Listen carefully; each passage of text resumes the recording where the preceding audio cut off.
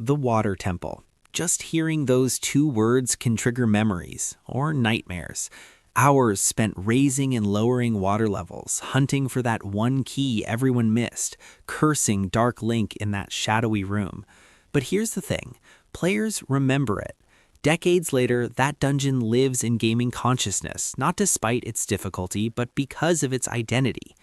Now compare that to the divine beasts of Breath of the Wild, 4 massive mechanical constructs that can be solved in under 20 minutes each. Impressive? Absolutely. Memorable? That's where the debate begins, because somewhere between Ocarina of Time and Breath of the Wild, Zelda's approach to dungeons underwent a fundamental transformation, and the community is still arguing about whether something essential was lost in the process. To understand what modern Zelda dungeons may be missing, it's necessary to examine what made classic dungeons so distinctive.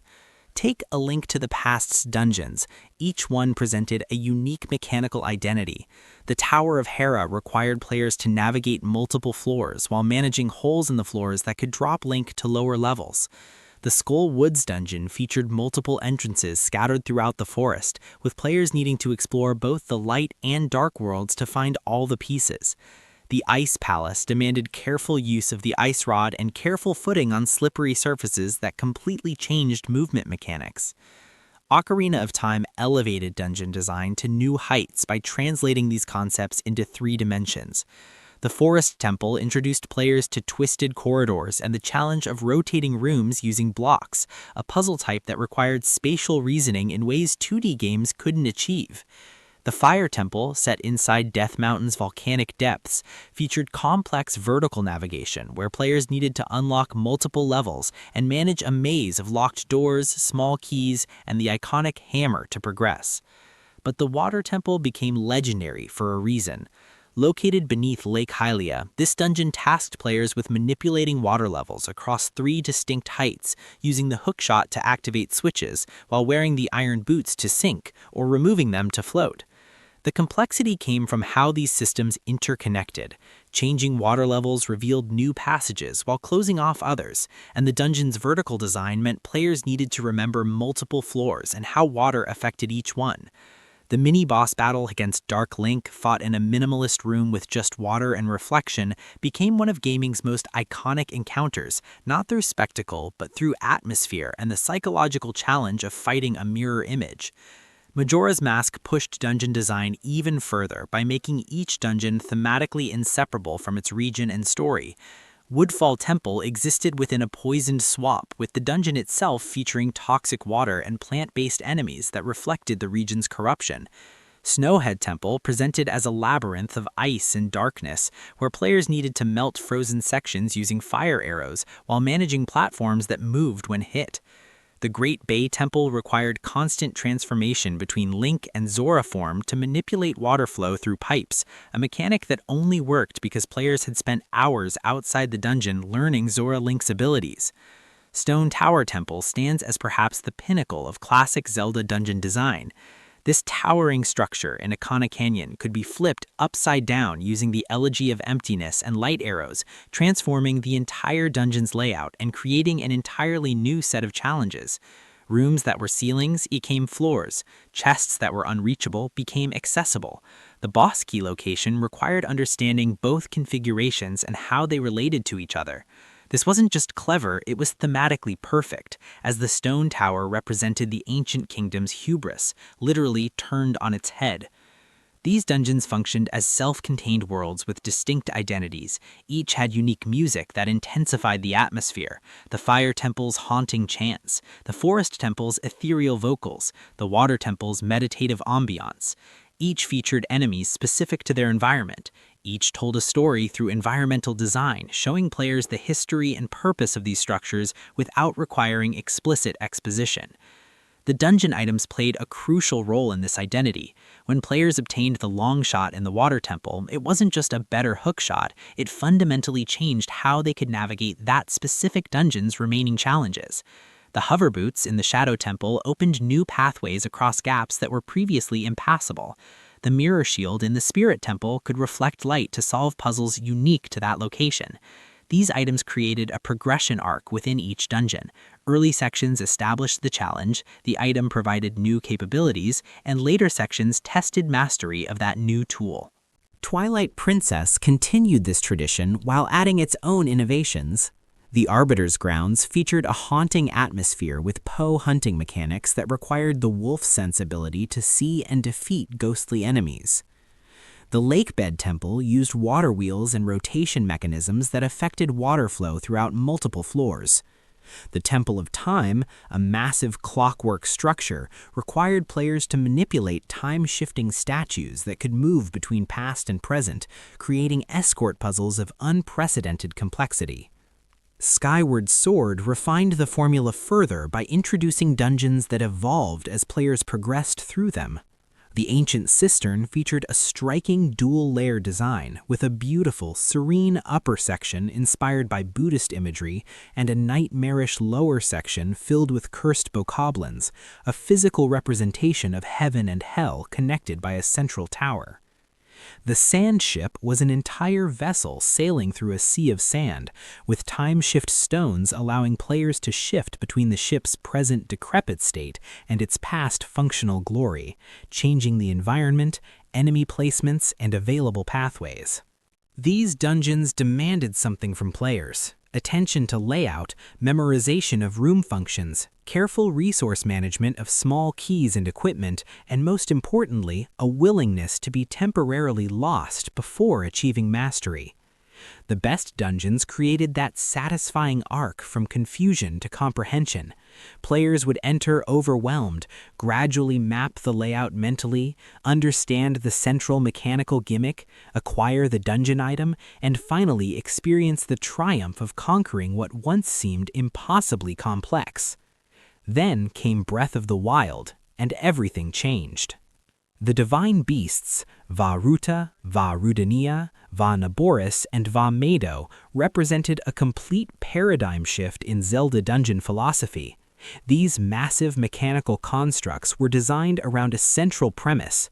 Players could tackle them in any order, and they needed to be completable with the abilities Link already possessed from the Great Plateau.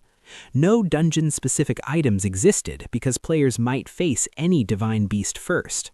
Instead of acquiring new tools, players manipulated the divine beasts themselves. Vah Ruta's trunk could be moved to create waterfalls and fill sections with water. Vah Rudania's divine beast segments rotated 90 degrees, changing the orientation of the entire interior. Vah Naboris featured 3 rotating cylinders that players manipulated independently to align pathways and power flows.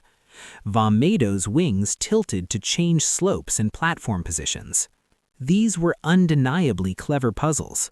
The ability to manipulate massive mechanical structures created unique spatial reasoning challenges. The Sheikah Slate abilities, Magnesis, Stasis, Cryonis, and Remote Bombs, were used creatively to solve each challenge. The divine beasts looked spectacular both from outside and inside, with Sheikah technology aesthetics creating a cohesive visual identity. But something fundamental changed. The divine beasts could each be completed in 15 to 25 minutes by experienced players. They contained no small keys, no progressive unlocking of sections, no backtracking once new abilities were acquired. The Sheikah Slate abilities, while versatile, lacked the specific thematic connection that dungeon items had. Magnesis worked the same whether inside Vah Rudania or exploring Hyrule Field. Enemy variety within divine beasts was minimal. Most featured only guardians and small scouts, with no unique enemy types that matched the dungeon's theme. The Blight Annons, while visually distinct, all functioned similarly. Large enemies with area attacks that players could damage using standard combat techniques, with optional environmental mechanics like Vah Rudania's rotating sections providing minor tactical advantages. The music reflected this shift as well. Each divine beast had the same musical theme, a mechanical, rhythmic piece that emphasized the Sheikah technology aesthetic but lacked the individual character that previous dungeons possessed. Players couldn't hum Vah Naboris' theme because all 4 divine beasts shared essentially the same audio identity. This wasn't a failure of execution, it was a deliberate design choice aligned with Breath of the Wild's core philosophy. The game prioritized player freedom above all else.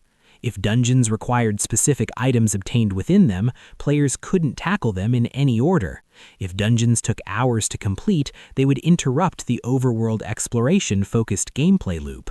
If dungeons were too complex, they might frustrate players who preferred overworld exploration to puzzle solving.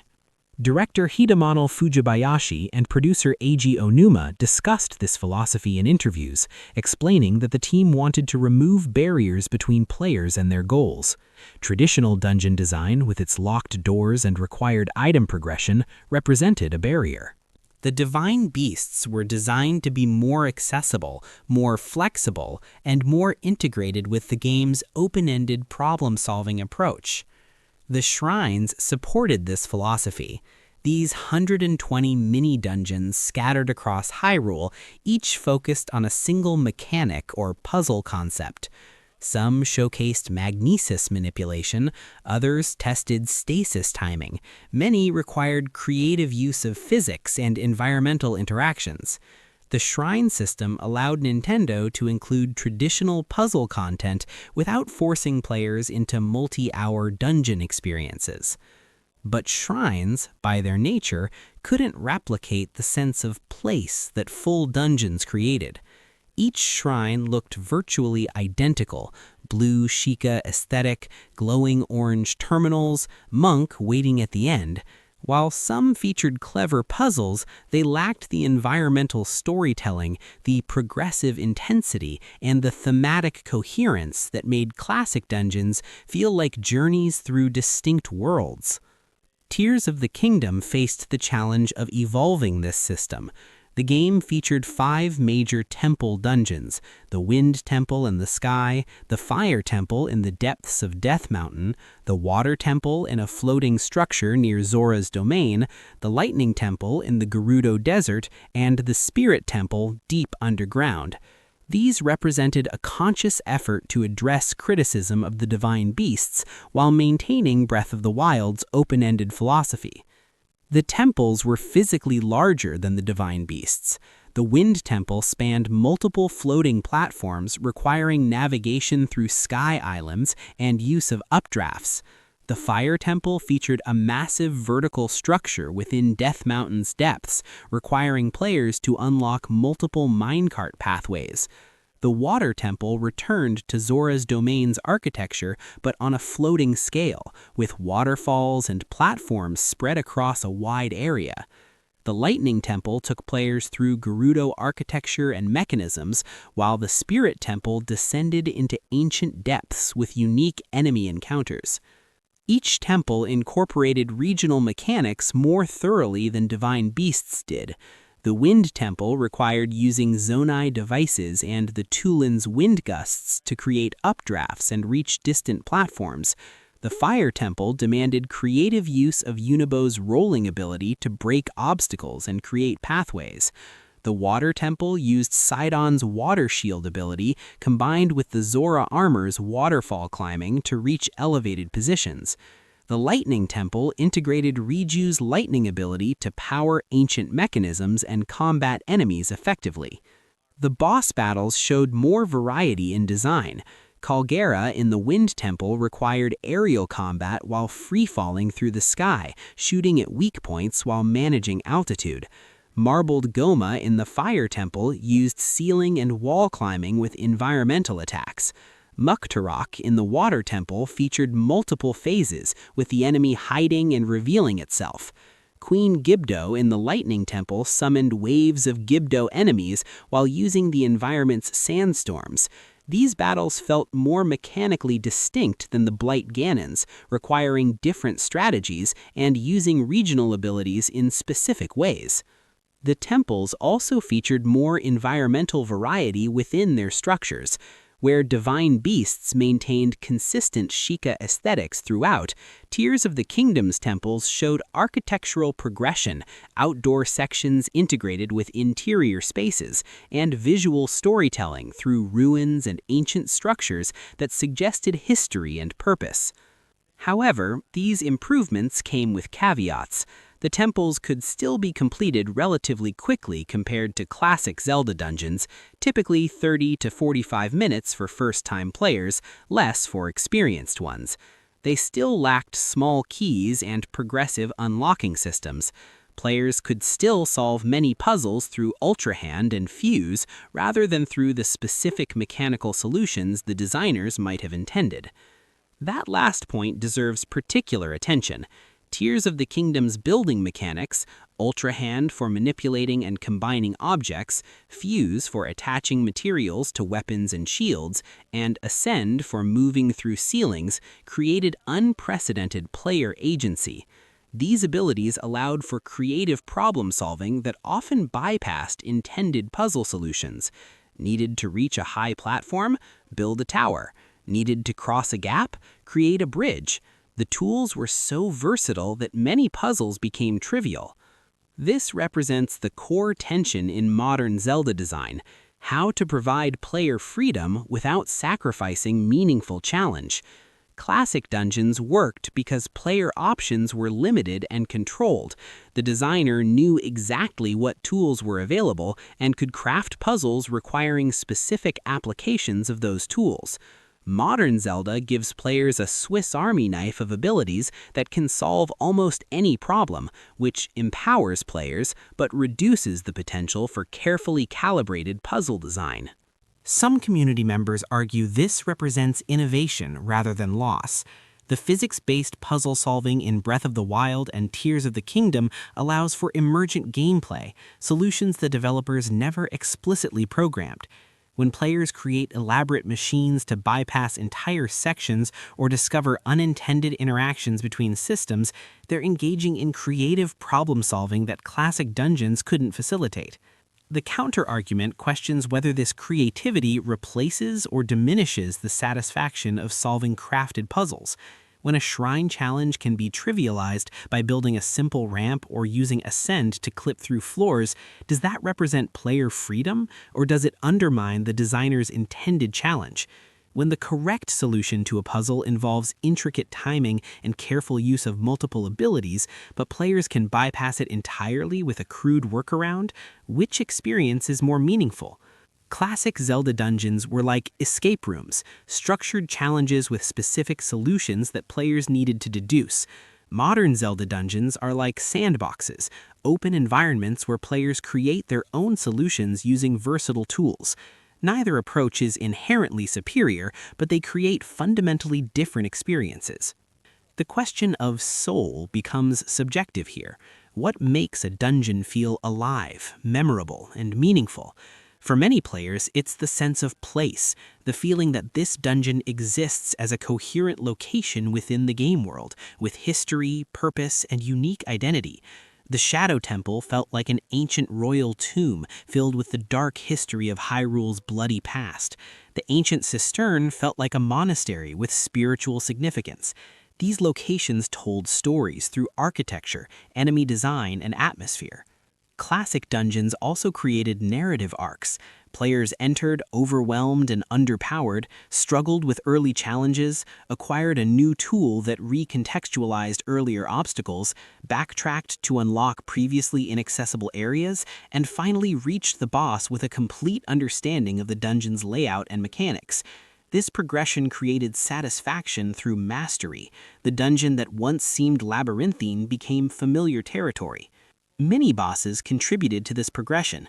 Encountering Dark Link mid-dungeon in the Water Temple or fighting the mirror shield-requiring enemies in the Spirit Temple created intermediate climaxes that tested current abilities before providing new ones. These encounters broke up puzzle solving with combat challenges that felt contextual to the dungeon's theme. Modern dungeons often lack this progressive structure. Divine Beasts and Tears of the Kingdom temples can generally be completed in whatever order players choose to tackle their internal challenges. While this respects player agency, it prevents the careful pacing that made classic dungeons feel like authored experiences. There's no building tension, no progressive revelation of mechanics, no carefully constructed path from introduction to mastery. The music and sound design difference cannot be overstated. Ocarina of Time's Forest Temple theme, with its ethereal vocals and mysterious strings, was inseparable from the experience of navigating those twisted corridors. The Stone Tower Temple's inverted theme when the tower flipped added to the surreal atmosphere. The music wasn't just background ambience, it was part of the dungeon's identity, contributing to the sense that each location was a distinct place with its own character. Compare this to the shared musical theme across all divine beasts, or even the more varied but still subdued music in Tears of the Kingdom's temples. While the audio design is technically competent, it doesn't create the same memorable association between sound and space. Players might remember Vana Boris's puzzles, but they probably can't recall its music distinctly from the other divine beasts. Environmental storytelling played a crucial role in giving dungeons soul. The Forest Temple showed an abandoned structure overtaken by nature, with ghosts of Poe haunting its halls, visual storytelling that suggested this place had history and tragedy. The Spirit Temple's dual structure for child and adult Link physically represented the passage of time and Ganondorf's corruption of the temple. The Arbiter's grounds in Twilight Princess showed the remains of an ancient prison with execution grounds and torture devices telling a dark story about Hyrule's justice system. Modern temples attempt this, but with less success. The divine beasts, while impressive as mechanical constructs, lacked history beyond their creation by ancient Sheikah. They were machines, not places with stories. Tears of the Kingdom temples improved on this. The Fire Temple showed mining operations and ancient constructs. The Lightning Temple revealed Gerudo architecture and history, but still felt less narratively rich than classic dungeons. So what constitutes dungeon soul? It appears to be a combination of elements: unique mechanical identity that distinguishes each dungeon from others, progressive structure that creates an arc from confusion to mastery, thematic coherence in music, visuals, and enemy design, environmental storytelling that gives the location history and purpose, and challenge calibrated to be difficult but surmountable with the tools provided. Classic Zelda dungeons excelled at these elements because they were designed as self-contained experiences. The designers knew exactly what abilities players possessed, what challenges they'd already overcome, and what difficulty curve to present. They could create intricate key and lock puzzles because player options were controlled and predictable. Modern Zelda dungeons sacrifice some of these elements for different values: player freedom, emergent problem solving, accessibility, and seamless integration with open-world exploration. These are legitimate design goals that create their own satisfactions. The question isn't whether modern dungeons are objectively worse, but whether they provide the same type of experience, and clearly they don't. This raises an important question. Can Zelda evolve to incorporate both philosophies? Are these approaches mutually exclusive, or could future games find synthesis? Some potential paths forward exist.